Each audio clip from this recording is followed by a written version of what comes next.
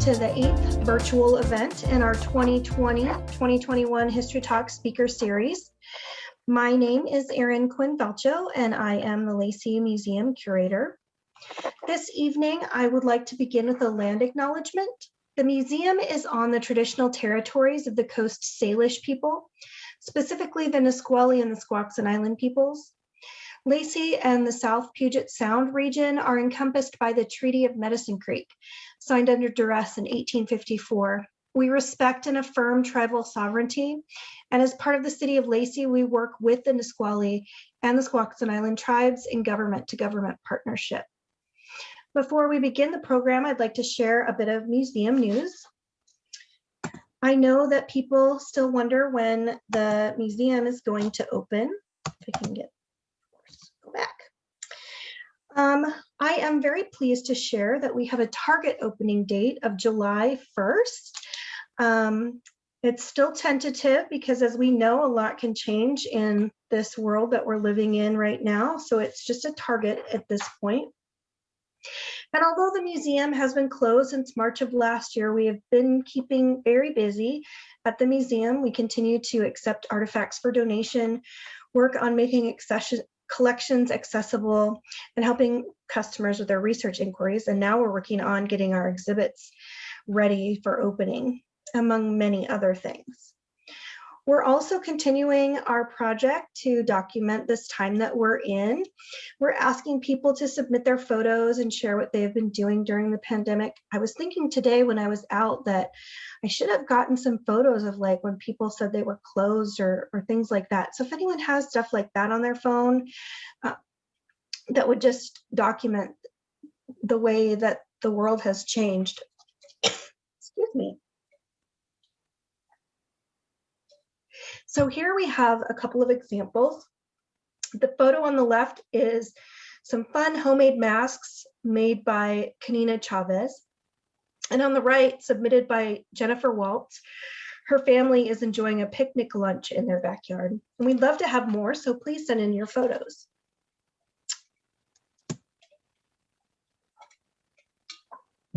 I got a tickle going on in my throat. I don't know what's happening. The next thing I want to share is what we get asked about the most is our new museum project. Already on the site is the Lacey Train Depot and the adjacent train-themed playground on Pacific Ave.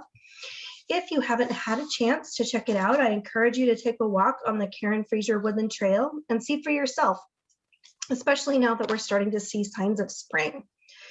Coming soon to the site is a food truck court, which is slated to open later this month. I know I'm looking forward to checking out the great food that will be there. Another fun development, we are working currently on putting together a scavenger hunt about historical places and figures related to Lacey. It's going to begin at the depot and end at Woodland Creek Community Park. Keep a lookout for this in late May. And the depot and the playground are a part of what will become the whole museum campus. Here is one of our latest renderings of the new museum. We're on schedule to be at 100% design by May. We've written a grant to help fund the site preparation, including taking down the existing warehouse building. We're feeling very optimistic since the budgets in both the House and Senate now include this grant program fully funded, and we're on the list. We'll find out for sure if we get that in June, and if we do, that work will begin at the beginning of 2022. Before we begin the talk, I would like to share with you the last speaker in our History Talk speaker series for this season. On Tuesday, this slide says May 10th. Felicia, can you double check for me that I have the right date up? I put May 11th on my script here, so I want to make sure. It's May 11th. Okay, May 11th. The slide is wrong. So on May 11th at 6 o'clock, does that mean the Facebook is wrong too? We're going to have to check that. The speaker is Dr. Joseph Taylor, who was an expert witness in the case U.S. et al. Versus Washington, commonly called the Culvert case. He is going to explain the challenges of reconstructing ecological and cultural conditions at the time of the Stevens Treaties in 1854 and 1855, as well as the implications of this form of history on how we understand our own times. After this talk in May, we will pick back up again with history talks in September. We already have several fascinating speakers lined up, and we're looking into how we're going to do that once we're able to get back in person, maybe do some sort of hybrid. We'll be sending out a survey soon that you can answer questions about what you would like to see in the speaker series in the future. You can register for this and other future programs by going to our website at laceymuseum.org and then clicking on events. Alternatively, you can visit the City of Lacey's Facebook page where all of our speaker events are posted. And now I would like to introduce you to our new educator, Felicia Rova Camron. Felicia is an emerging museum professional who just received her master's degree last spring in museology from the University of Washington. What a time to be looking for a job, right? She brings with her a variety of experience, including at the Highline Heritage Museum, the Museum of Flight, the SBU archives, and we are so delighted that Felicia has joined our team. And I'm going to now turn it over to Felicia so she can introduce our speaker. Thank you, Erin. So to start, for those of you who have come to see the in-person history talk speakers before, you'll know that the Q&A portion of the talk is definitely a highlight, and we would like to keep this portion alive and going. This evening's Zoom meeting is set up webinar style, so there is not a chat box like in regular Zoom meeting. We do have a Q&A button, which for most of you will be at the bottom of your screen. And for the most part, we will be holding questions until the end, but anytime you have a question, go ahead and post it in the Q&A section, and then we'll circle back around to it at the end. So to introduce our speaker for tonight, we have Jennifer Crooks. Jennifer Crooks grew up in Thurston County. She holds a bachelor in American history from St. Martins University and a master's in history from Central Washington University. The presentation today is based on years of research. She wrote her senior thesis on the Minute Women of Thurston County during World War I, and her master's thesis on the Washington State Department of Education during World War I. Jennifer currently works for thurstontalk.com. So Jennifer, thank you for joining us today, and we are very honored to have you speak with us. Well, thank you. Just let me get my PowerPoint up.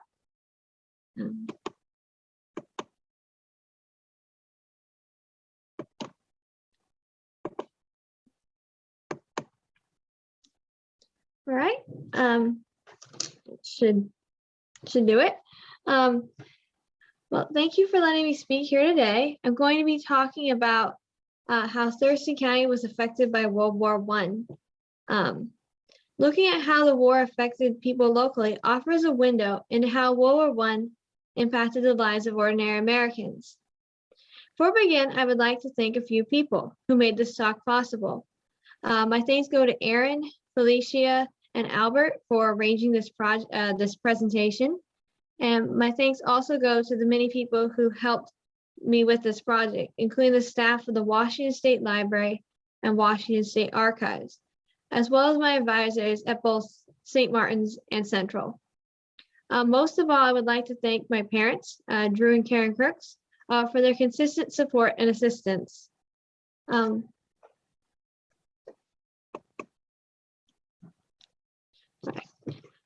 First, some background.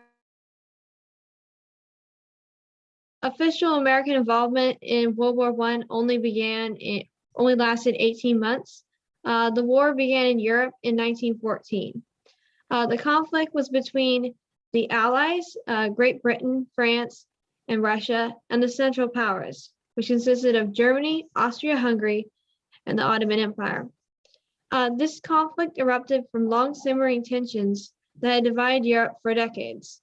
The war itself was sparked by the assassination of Archduke Franz Ferdinand, seen here, heir apparent of the Austrian-Hungarian Empire, by Serbian nationalists. A tangled web of treaties brought other countries into the conflict, and fighting soon bogged down in Russia and northern France. Trench warfare and new and old weapons such as the tank, airplane, machine gun, and poison gas kept the war in a bloody stalemate with no clear end in sight. Far from the battlefield, America was officially neutral initially. This happened for a variety of reasons. The conflict was, first of all, a distant one, and Americans didn't feel like it was their conflict. And other people were deeply divided over what side to support. Most people favored the Allies, but groups such as the Irish Americans were upset that Britain had indefinitely canceled home rule in Ireland because of the war. And socialists thought that the war was being driven by capitalists and bankers. Moreover, over 10 million people of German descent called America home, many within thriving ethnic communities. In Thurston County, there were a few pockets of German communities, but mostly they just lived in with everyone else. And some German Americans were very prominent in business and local politics and society, and were largely as a group accepted and respected. Prominent local Germans include artist Edward Lang, seen on this slide. He immigrated in the 1860s to the United States and moved to Olympia in 1889. He traveled across the Pacific Northwest, drawing businesses, communities, and homes, leaving a very valuable record. And if you want to learn more about him, my dad wrote a book about him. But the other guy on this slide is Leopold Schmidt, founder of the Olympia Brewing Company, who also came from Germany. Both these men had died by the time that World War I began.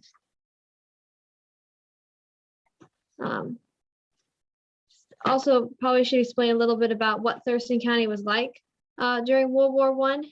On the eve of the conflict, the county looked very different from what it looks like today. Residents of the county only numbered 22,000. Cars were just coming in, but already they're becoming popular. Ship and train travel remained the best way to go long distances, but nobody was going particularly fast. The speed limit in downtown Olympia was 12 miles per hour.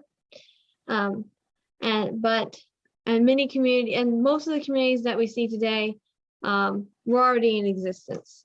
So Lacey, Tumwater, Olympia, just much smaller. Historians consider World War I the country's first total war, meaning that all aspects of public and private life were supposed to support the war effort. As the United States drifted closer to intervening in the war, groups, including some in Thurston County, began to advocate for what they call preparedness, which meant getting the country's military stronger for potential conflict. Reasons for eventual American involvement are complex. America has closer social, historic, and economic ties to the Allied countries than to the Central Powers. They had offered billions in loans to the Allies and not to the other side. Moreover, Americans were outraged by a series of deadly incidents that included German submarine attacks on American shipping and the sinking of the British passenger liner, the Lusitania, where many Americans lost their lives.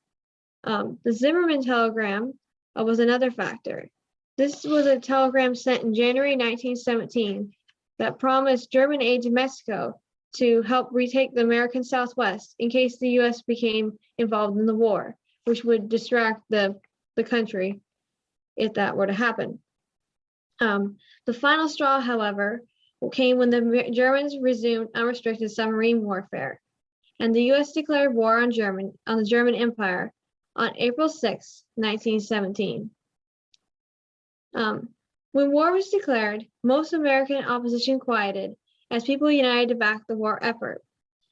Thurston County businesses sold out of flags in the week after the war was declared, as people from families to businesses to clubs bought flags either for the first time or got new ones. Others flocked to Olympia's Strand Theater to hear Raymond Armstrong, a Canadian veteran, talk about his war experiences. An ad for the talk is on this slide. Another outlet for people's excitement was the parade held on May 1st, or Dewey Day. Dewey Day, which is not commemorated that much anymore, marked Admiral John Dewey's victory at the Battle of Manila during the Spanish-American War in the Philippines. That conflict had been a rallying point for Americans as the country took a more international role. This war struck a particular chord in Thurston County because Dewey's flagship during the battle was the USS Olympia, named, of course, for the capital city. The 1917 Dewey Day Parade took over a month to organize and involved many organizations, such as the Home Guard units of Olympia and Tenino, as well as fraternal organizations. Veterans from the Civil War and Spanish-American War led the parade. Heading the parade column was Frank Kinney, a Spanish-American War veteran who had earlier coined the Olympia Brewing Company's slogan, "It's the water," and he's seen on this slide. On a more local note, a year later, Lacey celebrated Decoration Day, what we now call Memorial Day, at the Woodland Driving Park, a racetrack near where the Lacey post office is today. People were encouraged to bring a picnic lunch and listen to a band from Camp Lewis. There was also a 25-mile automobile race for people to watch. Now going to shift into talking about individual groups and organizations in the county that supported the war effort. Nationally, one of the most important preparedness groups in the country was the Council of National Defense, which was created by Congress in 1916 to coordinate war activities. This, of course, was a year before the war was actually declared. The Council of Defense system eventually evolved to reach the county, state, and local level. The Washington State Council of Defense was appointed by the governor in May 1917. Local groups formed county councils of defense soon afterwards. These councils had women's auxiliaries. Auxiliary members were called the Minute Women, and after the Revolutionary War, Minutemen. And the Minute Women assisted with council activities. And they actually ended up running much of the day-to-day work for their projects. The Thurston County Council of Defense was formed on July 13th, 1917, and local councils of defense were set up later that month. But Lacey didn't have one. It was primarily the larger communities like Olympia, Tenino, that had these councils. Each council, county and local, had one female member who was the chair of the Women's Work Committee and thus the leader of the Minute Women in her area. For most of the war, Ada Sprogmow of Olympia was head of the county Minute Women. And the Minute Women divided Olympia by ward and precinct, so they didn't technically have to have a council of defense to have a Minute Women unit in their community. So Olympia had units by each ward and precinct, while the county had ones at the school district level. So Lacey, or rather the Lacey School District, had a group of Lacey Minute Women. However, the Lacey group didn't last very long. It broke apart because of personal conflicts and stuff. But other groups that are either part of Lacey now or closely associated with Lacey, like Pleasant Glade, had lasting Minute Women auxiliary groups. Regardless of this, organizing war support activities cost a lot of money. In an attempt to organize the contributions to the just conflicting and confusing array of war funds, and also to make sure that people weren't requesting funds for projects that didn't exist, the council wanted to create a central Council of Defense fund that would pay for all drives and requests for funds from different organizations, except for the Liberty Loan and Red Cross. They estimated a 2,000 month budget and wanted everyone in the county over the age of 15 to contribute a dime a month. And the Minute Women assisted by collecting pledges and donations door to door. Eventually, this money proved insufficient by the fall, and the council wanted to create a war chest of $5,000 to meet all coming expenses. Of course, right after that, the armistice was signed, and they didn't need any more money, so that plan was abandoned. I wasn't sure exactly where to fit this in, but while researching this talk, I came across an interesting article about women working for the railroad. Because of the U.S.'s short involvement in the war, women did not enter male-dominated war-related jobs as much as they did in other countries, or as they would in World War II. There wasn't really a Rosie the Riveter image for World War I in America, but some women did. And this article talks about a group of 4 women that commuted daily through Lacey by bicycle to work for the Northern Pacific Railroad on the Cairo to St. Clair routes, which is kind of southeast of Lacey. They were interestingly paid. They worked as a team with 2 men, and interestingly, they were all paid the same wage, which was $2.85 a day, which sounds like peanuts these days, but that was actually a fairly decent wage at that time. The woman told reporters that they liked their new jobs, but the hardest part was their 4-mile, twice daily commute by bicycle, which is Jennifer, very long. I'm sorry to interrupt, but yeah, what date is this? Oh, article? 1918. 1918. Must have cut that off. Thank Sorry, you. this happens. Yeah.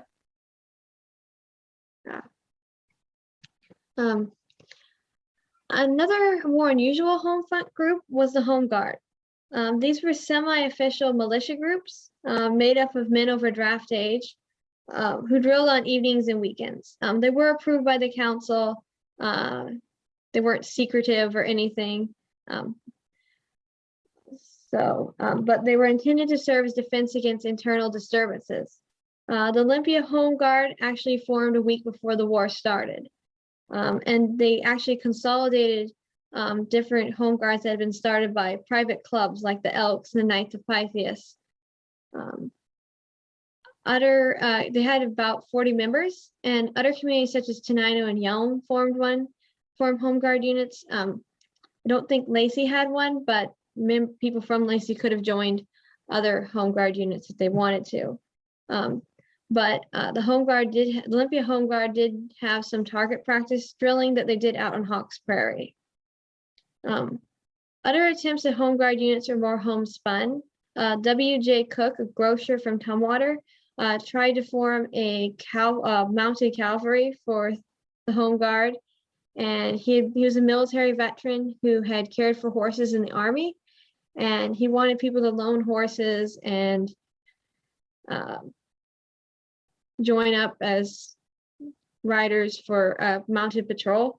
But he got 30 people to come to a meeting at the Tumwater Schoolhouse, but nothing ever came from it. Perhaps one of the more remembered aspects of the war was the Liberty Loan and war stamps. They both helped finance the war. Business leaders sponsored advertisements in the newspaper.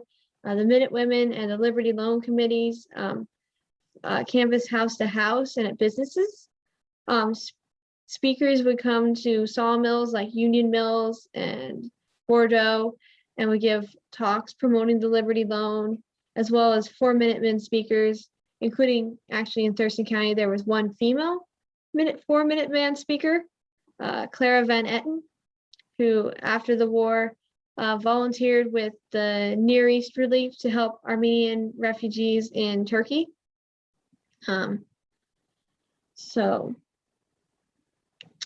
Liberty bond campaigns were obviously pretty well advertised and opened with lots of fanfare and excitement. For example, on Liberty Day, October 31st, 1917, the Minutewomen ward captains lit Liberty bonfires, pun intended, as part of a nationwide celebration. Bonfires are also, of course, a kind of a Halloween tradition historically. The first bonfire was lit in Washington, D.C., with contributions of wood from all the states. Washington's contribution was donated by Hazard Stevens, who donated part of the wooden foundation of his father's house that was still standing at the time on the Capitol campus. In retrospect, that kind of seems to me a kind of an odd way of honoring our territorial governor by burning part of his house. Later, Liberty Bond campaigns were more strongly promoted, probably because people were becoming weary of buying bonds, and the campaigners were also more organized. As you can see from some of my poster examples, the U.S. Committee on Public Information and Liberty Bond groups were able to recruit some of the best artists of the era to make these posters, and they could be quite dramatic. On the local level, groups formed thrift societies, encouraging people to either buy bonds or war stamps, which are much cheaper. So these included at schools. Schools were heavily promoted the bonds. County schools even had an essay contest in which students were to write about why people should buy bonds and stamps. Defeating 1,400 entrants, Mae Wasson, an 8th grader from the Tumwater School, she won a $20 prize and a medal that was shaped like a $sign and was inscribed with the words "Liberty Loan Essay Prize." Other people took more unusual steps to promote the bond. Talks about the Liberty Loan in the local theaters. The 4-minute part comes because they spoke between reels, movies and films. There were often more than one reel. They couldn't fit very much of footage on one reel of film. And so they would speak in the standard time it took to change these reels, about 4 minutes long. Sometimes they led their audiences in song, patriotic and sentimental songs, including The Long, Long Trail, Love's Old Sweet Song, and America, which songs don't seem to fit together, but that's what they did. The Olympia Police Department even offered thrift stamps as rewards to children for bringing in stray dogs that damaged new ward gardens. The first recipient of this reward was 12-year-old Theda Stokes, who brought in a big shepherd dog that had attacked her puppy. She claimed that the 25-cent war stamp as reward, but reportedly complained that the stamp was not enough for her trouble. However, on another note, bond drives could get kind of nasty when people refused for whatever reason to buy bonds or in the amount that their neighbors thought that they ought to. Those who didn't buy Liberty bonds, whether they were pacifists or had already paid, but the people didn't think that was enough, were listed by the Rochester Minutewomen Unit. And this is a plan that Mrs. Mao suggested other communities adopt. Olympia newspapers published what they called slacker lists of people who didn't buy bonds, and sometimes these lists went beyond just naming names, but to describe and humiliate the non-complying people.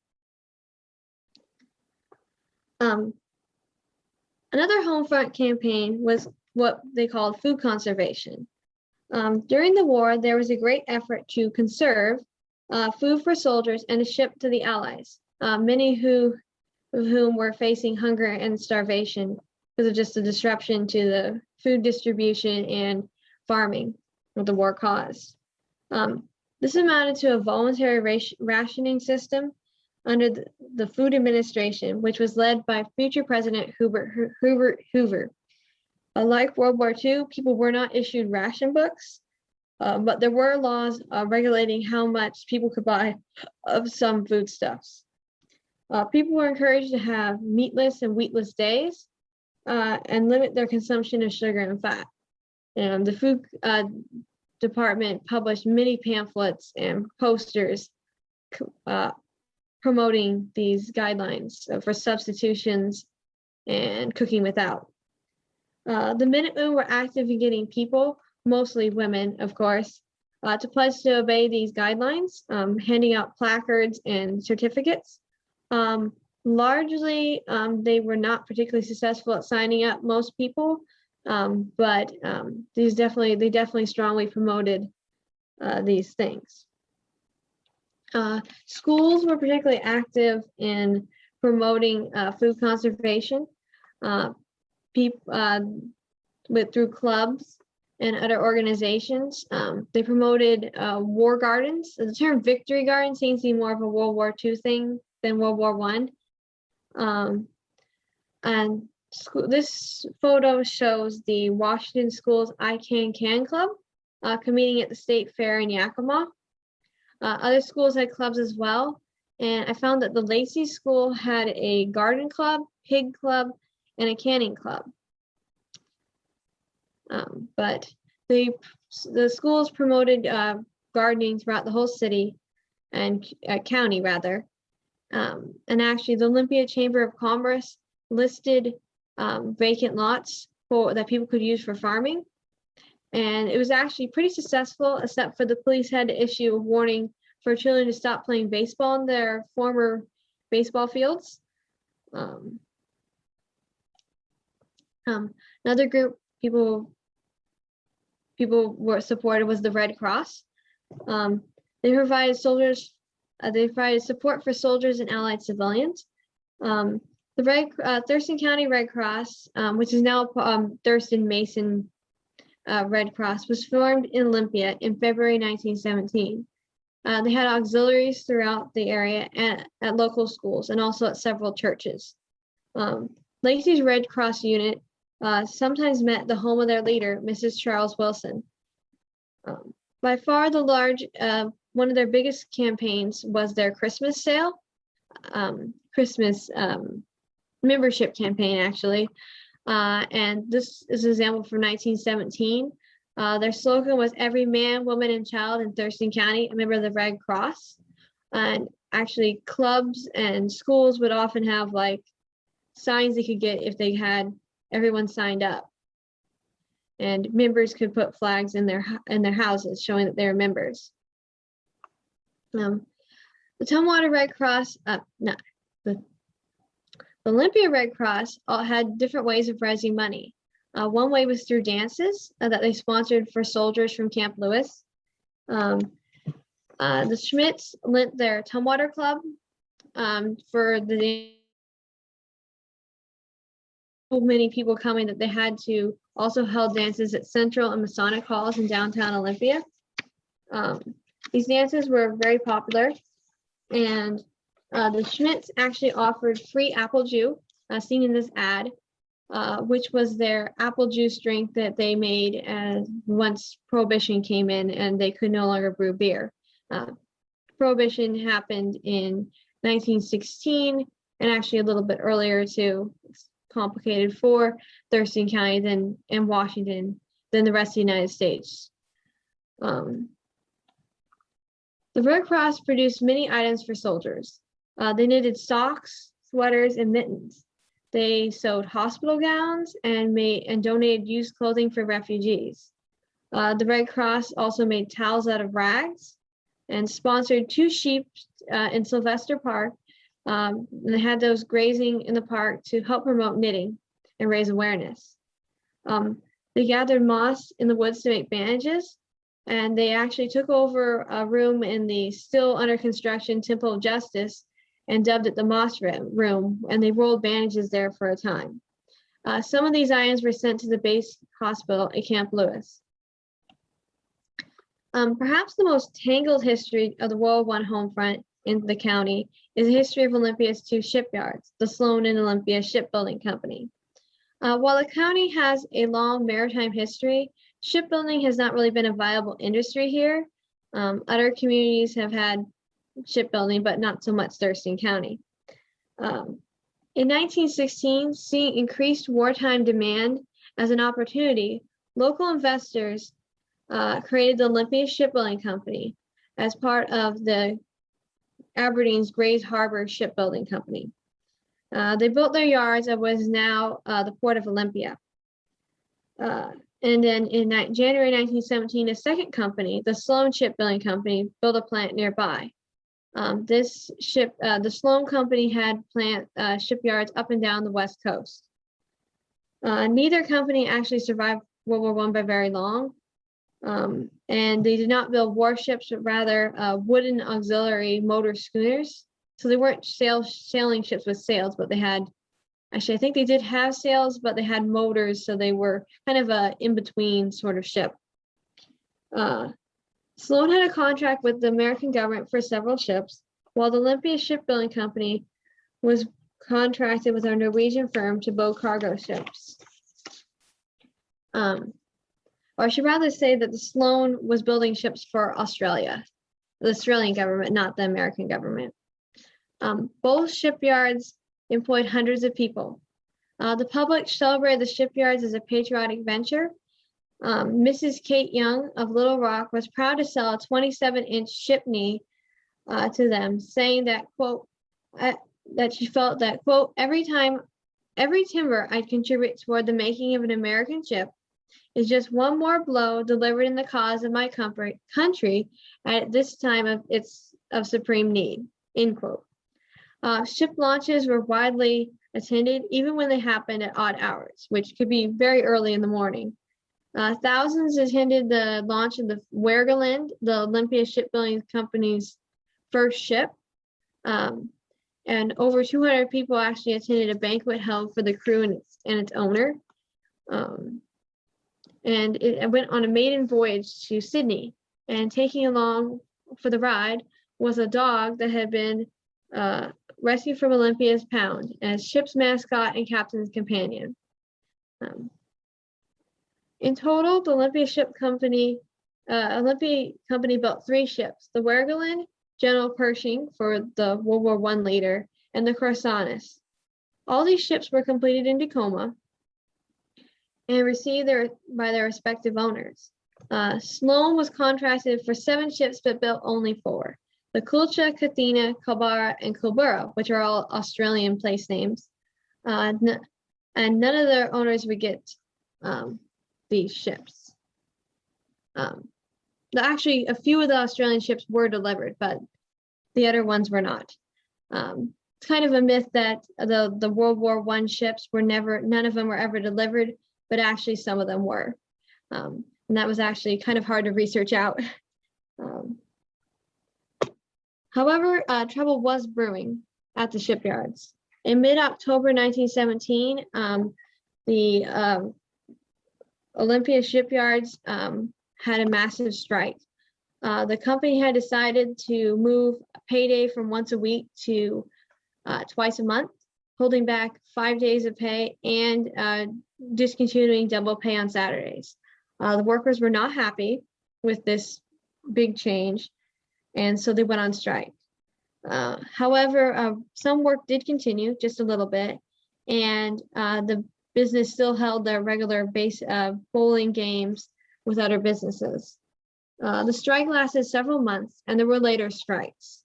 The Olympia Shipbuilding Company, in turn, experienced disruptions, as well as claims of fraud, delays in production, and false insolvency claims by the management.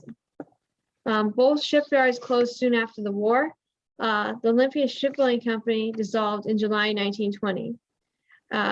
And actually, in 1917, the shipping board seized Sloan's, the other company's, boats, and saying that they had been doing fraud and mismanagement. Eventually, there were lots and lots of lawsuits. The Sloan Company was closed, and they sold their ships off as scrap. After all machinery and quality would have been removed, Olympia junk dealer bought the Sloan ships for $1, dismantled and burned them in 1920. Logging was also heavily impacted by the war. Union Mills near Lacey is a good example of this. The draft boards actually set up a station for workers to register, and newspapers talk frequently about Liberty Bond rallies and other events held there.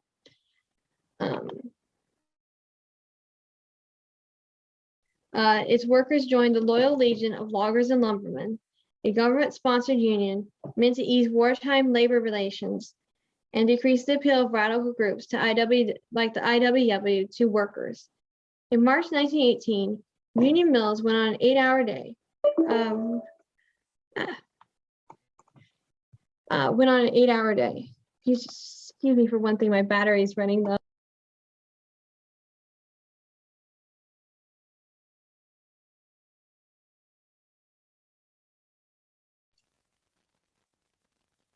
Just hang on, everybody, some technical issues.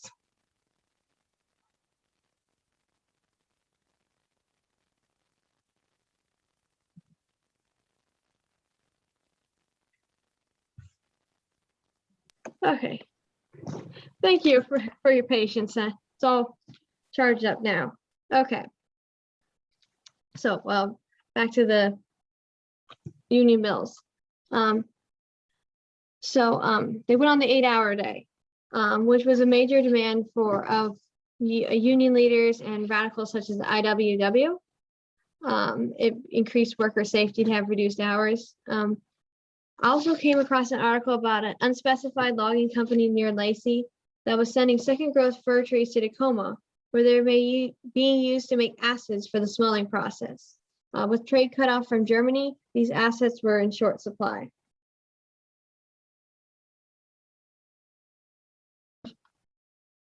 Besides radicals, many people feared spying and sabotage, either by local historian Gordon Newell once wrote that, quote, Olympia, as in the nation as a whole, the World War I years became a glorious opportunity for busybodies, snoopers, frustrated fascists, and the self-righteous to bask in the glow of patriotism and approval, end quote. People panicked over different things. People panicked because farmers in Bush Prairie saw a mysterious plane. Planes were unusual unusual sight at the time, flying, whose occupants were seeing my old Kentucky home. Others worried about a grumpy man working a radio across from the shipyards at Priest Point Park. And in Lacey, some worried about enemy agents sabotaging food supplies when a woman became seriously ill after eating biscuits she made from flour contaminated with glass. Another person found glass in his candy at Chambers Prairie. Now, these incidents were more likely caused by manufacturing errors than sabotage, but people still worried. However, a lot of the anger and suspicion was directed at German Americans. German Americans had been an important part of the county's population and were actually one of the largest ethnic minorities in the Pacific Northwest at the time.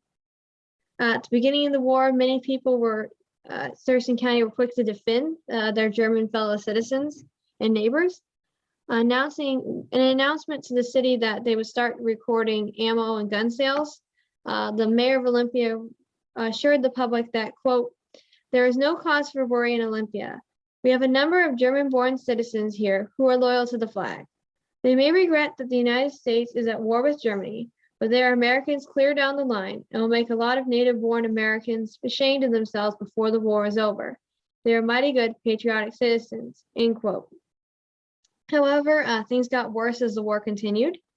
The county council of defense in its records once complains about people speaking German at the store, as if that was a bad thing and suspicious. The German American furniture dealer was attacked in the newspaper and by different clubs for being a pacifist and not supporting the war.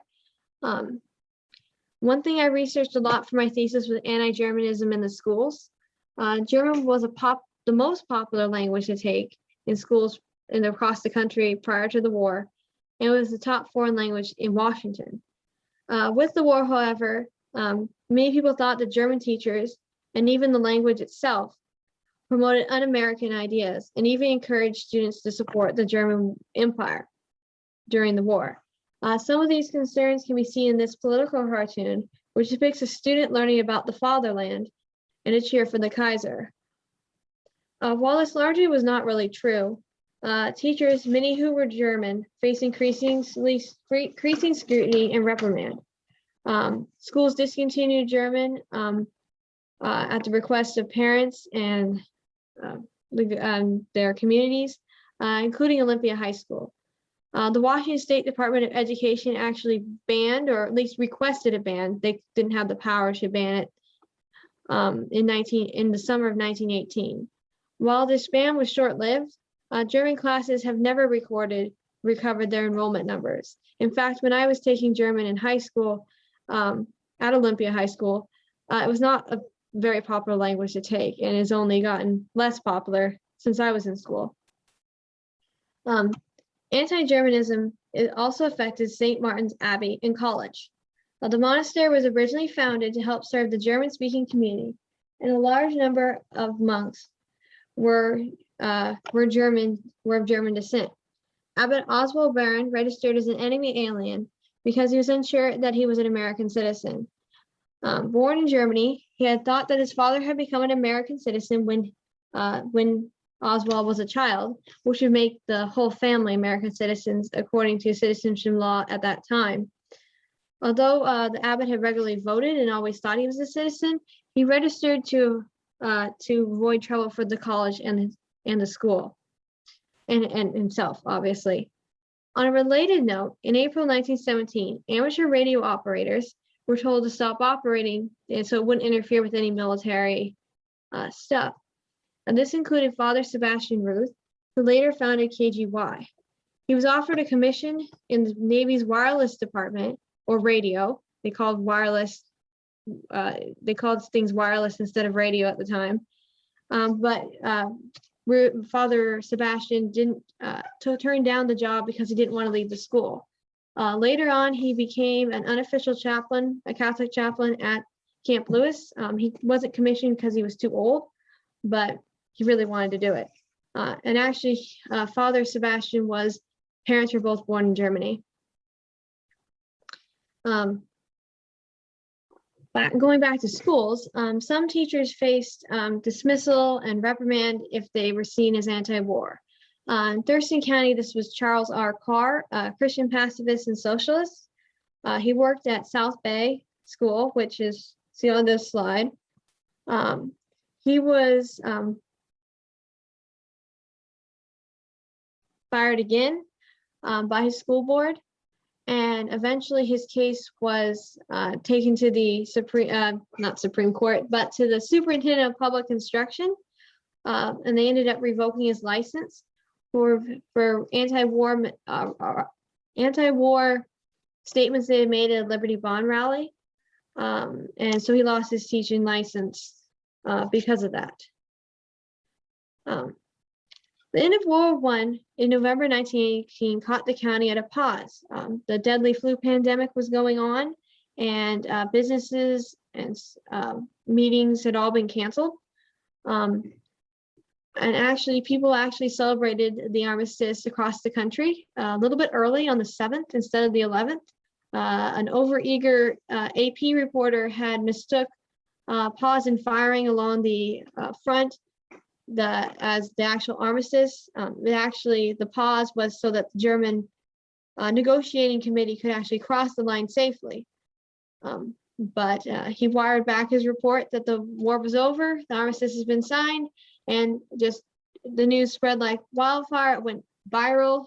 And so people across Olympia, they threw off their masks, they started screaming and cheering. People started pulling out makeshift instruments, pots and pans, and just clanging them together. Tenino started firing off an old cannon that they had.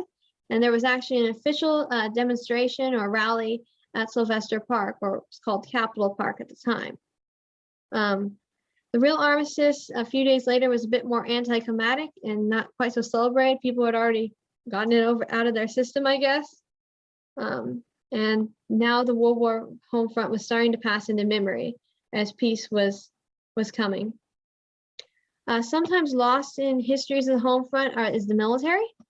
World War I was an incredibly costly war, even though America came in late. Some Americans had enlisted, even from Thurston County, in the Canadian military during the war. Several were actually killed or injured in their service in Canada. Other people were eventually either volunteered or were drafted. The draft contingents up to Camp Lewis were widely celebrated. In, I think, the first group of 56 men were actually ferried up by cars borrowed from the state capitol, and the Home Guard paraded and presented arms, and the Red Cross packed them lunches. Should also mention that before the war, when the war just began, several German reservists were actually ordered to go back to Germany from the county, but none of them were actually able to make it there because of the British blockade of the continent. And actually one of them, the nephew of Leopold Schmidt, Ernest Glaser, actually ended up serving in the American National Guard and actually became an American citizen and lived the rest of his life in the United States. There's no official statistics for how many people died in the war from Thurston County, calculated to be about 20. This is a few pictures of them. In 1970, the one I found from Lacey is 25-year-old Private Jacob Miller, died in July 1918 in France in the line of action. He was a member of the 117th Engineers and trained at Camp Lewis. The Millers had only recently moved to Lacey, and Jacob and his brother John worked at the Union Mills sawmill before they were drafted. The Millers were a very large family, and their parents were German, born in Alsace-Lorraine, an area where much of the war was actually being fought. Jacob's mother died a month after her son from just the shock of his death. And actually, his brother John was seriously gassed and sent back to the United States to recover. Soon after Jacob's death, the Thurston County Draft Board decided to honor county men who had lost their lives in the war by lowering the flag to half-mast at the county courthouse. Miller was the first soldier thus honored. Many Thurston County veterans organizations named their posts for local World War I dead. Olympia's American Legion was post number 3, named for Alfred Leach, an Olympia High School graduate. And this is their original building downtown. They don't meet there anymore. But this is the Veterans of Foreign War Post. It's named for Ira L. Cater, who was also an OHS graduate. Ira Cater is actually buried in the Tumwater's Masonic Cemetery, while Leach is buried in France. After the war, many American casualties at their family's request could be reburied in the United States. That proved too massive an effort for World War II, so you will find in American cemeteries often a number of people who died in World War I. Tenino, third post named for World War I casualties named for William T. Mullaney, who died of heart complications of shell shock in France. And so they named the post after him, and he's actually buried in the Tenino Cemetery. Other memorials are much smaller. Here's a plaque from Olympia High School. Schools, even churches and clubs sometimes had a service flag that had stars for who had served, people had served or had died. And then this was a more permanent one made after the war. Still is hung in the hallway of the school. Another popular effort was also to create what people called living memorials. And Olympia's is Legion Way. The road was renamed in the 1920s to honor the American Legion, and actually leads up to the original American Legion Hall. And along the route, they planted trees that honor veterans, several honoring specific veterans. The trees have not held up well over time. They've been topped and trimmed, and they're not the best type of tree for our weather. They're sweet gums. They're kind of fragile. And so many of them have been cut down. Some have been replanted with trees to honor more recent veterans. But the way still remains as a living memorial, as they call it, to veterans. The most famous war memorial is the Victory Monument on the campus. It was actually put up in 1938. It took quite some time to get it up, but it depicts the goddess of victory with a member of each branch, as well as a Red Cross nurse, which is actually makes it somewhat of a unique World War I monument to depict all four, all of the different branches at the same time. There was no Air Force at the time. But by the 1930s, when this monument went up, the war was now becoming a memory. And now they were on the cusp of a whole nother world war. In many ways, Thurston County and the United States had changed a lot with World War I, and they're very different places. Perhaps for many people, some innocence have been lost. 4-minute women leader Ada Sprogmouth seemed to think so. She wrote years later that, quote, into the midst of our busy life came World War I, and overnight everything changed. Olympia went all out for war work, as well as the county, Red Cross work, Minute Women, Council of Defense, etc. When it was over, life had changed and never quite resumed its old tenor, end quote. With the war nearly a century gone,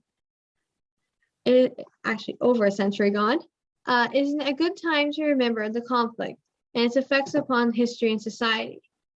Thank you, and I'll now take any questions. Thank you, Jennifer. That was really, really interesting. We do have a couple questions. I'm going to ask anyone who has their virtual hand raised, if you could type your question into the Q&A box. That would be the best way for us to answer your question. All right, so our first question is, were the Home Guards part of the formal Washington militia? Like with the state, the state's National Guard, no.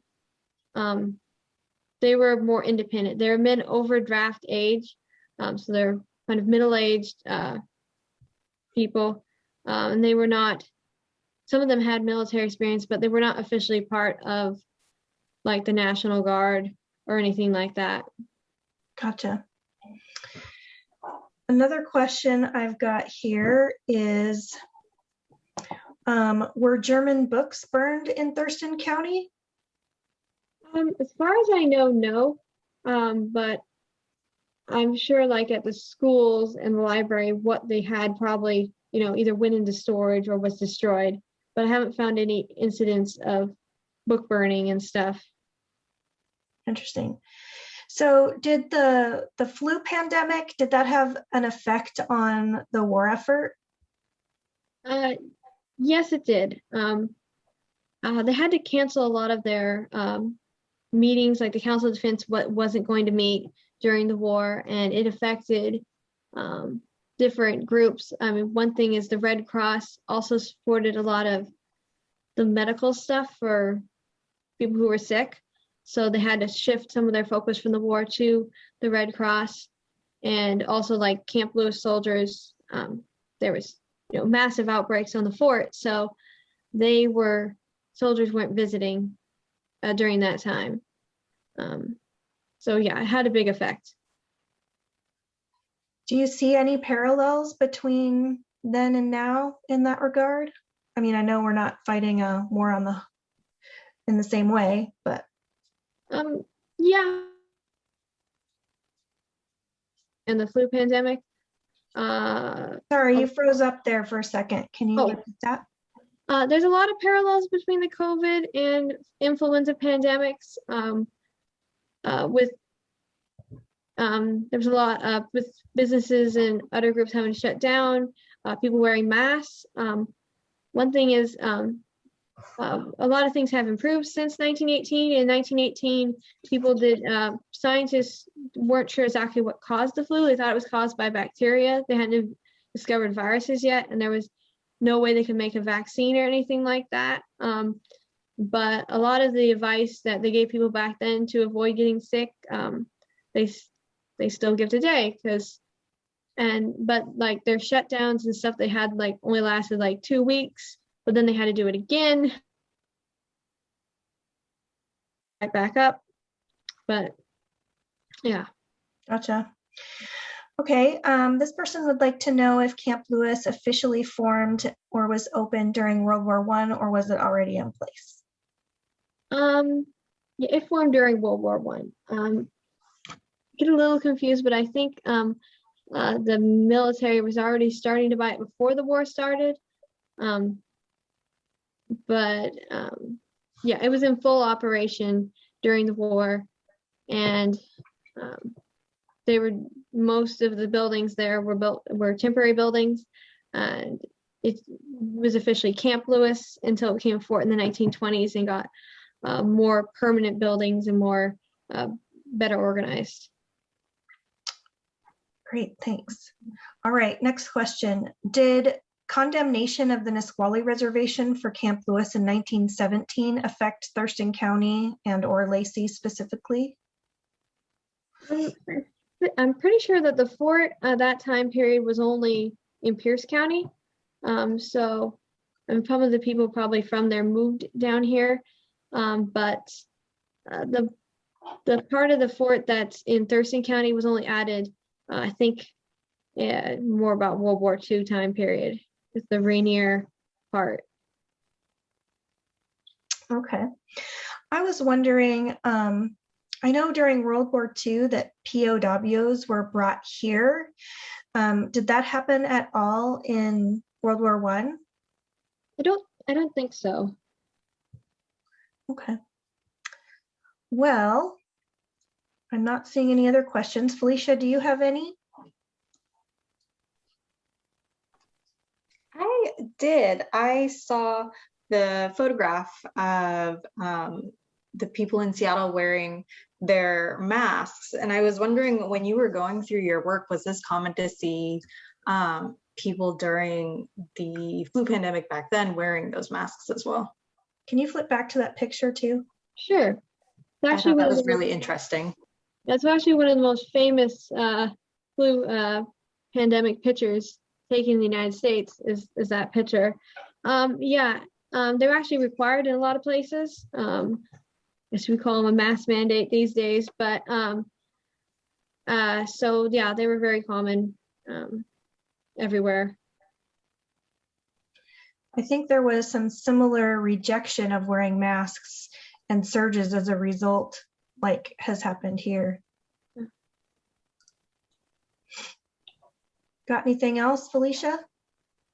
No, that was all. It was very interesting. Thank you, Jennifer.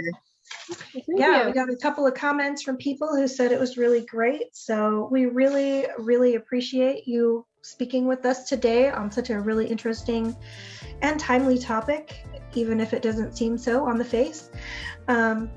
So thanks everyone for joining us. We hope you have a great night, and we'll hopefully see you next time. Bye everyone.